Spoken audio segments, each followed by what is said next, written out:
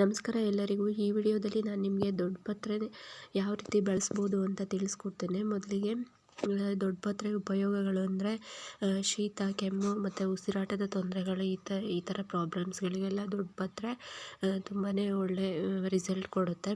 ಸಣ್ಣ ಮಕ್ಕಳಿಗೆ ಶೀತ ಕೆಮ್ಮಾದಾಗ ಅದರ ರಸನ ಹಿಂಡಿ ಸ್ವಲ್ಪ ಜೇನುತುಪ್ಪ ಸೇರಿಸಿ ಅವುಗಳಿಗೆ ಮಕ್ಕಳಿಗೆ ಕುಡಿಸಿದ್ರೆ ಸಾಕಾಗುತ್ತೆ. ದೊಡ್ಡವರಿಗಾದರೆ ದೊಡ್ಡ ಪತ್ರೆ ಇಲ್ಲಿ ತುಳಸಿ ಎಲೆಗಳು ಮತ್ತು ಶುಂಠಿ, ಕಾಳುಮೆಣಸು, ಜೀರಿಗೆ ಎಲ್ಲ ಬಳಸ್ಕೊಂಡು ಯಾವ ರೀತಿ ಕಷಾಯ ಮಾಡ್ಕೋಬೋದು ಅನ್ನೋದನ್ನು ನಾನು ಈ ವಿಡಿಯೋದಲ್ಲಿ ತಿಳಿಸ್ತಾ ಇದ್ದೀನಿ.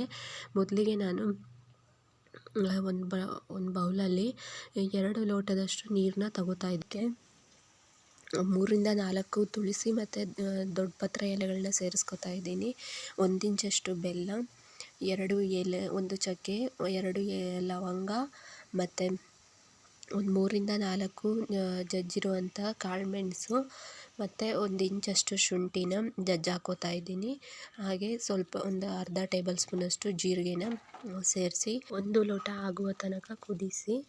ಇನ್ನು ದೊಡ್ಡ ಪತ್ರೆ ಉಪಯೋಗಗಳು ಹೇಳಬೇಕಂದ್ರೆ ಸ್ನೀಸಿಂಗ್ ಪ್ರಾಬ್ಲಮ್ ಇದ್ದವ್ರಿಗೆ ದಿನ ಬೆಳಗ್ಗೆ ಹಾಳು ಹೊಟ್ಟೆಯಲ್ಲಿ 2 ಎಲೆಗಳನ್ನ ತಿಂದರೆ 1 ತಿಂಗಳು 15 ದಿವಸ ತಿಂದರೆ ಸ್ನೀಸಿಂಗ್ ಪ್ರಾಬ್ಲಮ್ ಕಡಿಮೆ ಆಗುತ್ತೆ.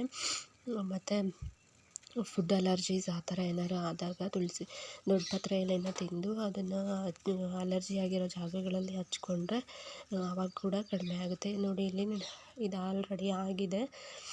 1 ಲೋಟದಷ್ಟು ಆಗಿದೆ. ನಾನು 2 ಲೋಟ ನೀರು ಹಾಕಿದ್ದೆ. ಇದು ಒಬ್ರಿಗೆ ಆದರೆ 2 ಲೋಟ ನೀರು ಹಾಕಿ ಈ ಥರ ಮಾಡ್ಕೊಳ್ಳಿ. ಹಾಲು ಬೇಕಿದ್ದರೆ ಹಾಕ್ಕೊಳ್ಳಿ, ಇಲ್ಲ ಸ್ಕಿಪ್ ಮಾಡ್ಬೋದು. ಇದು ಆಲ್ರೆಡಿ ಆಗಿದೆ ನೋಡಿ. ಬಿಸಿ ಇದ್ದಾಗಲೇ ಕುಡೀರಿ, ತುಂಬಾ ಚೆನ್ನಾಗಿರುತ್ತೆ. ಮಕ್ಕಳಿಗೂ ಕೂಡ ತುಂಬ ಒಳ್ಳೆಯದು. ಈ ವಿಡಿಯೋ ಇಷ್ಟ ಆಗಿದರೆ ಲೈಕ್ ಮಾಡಿ, ಶೇರ್ ಮಾಡಿ, ಹಾಗೆ ಸಬ್ಸ್ಕ್ರೈಬ್ ಮಾಡಿ. ಧನ್ಯವಾದಗಳು.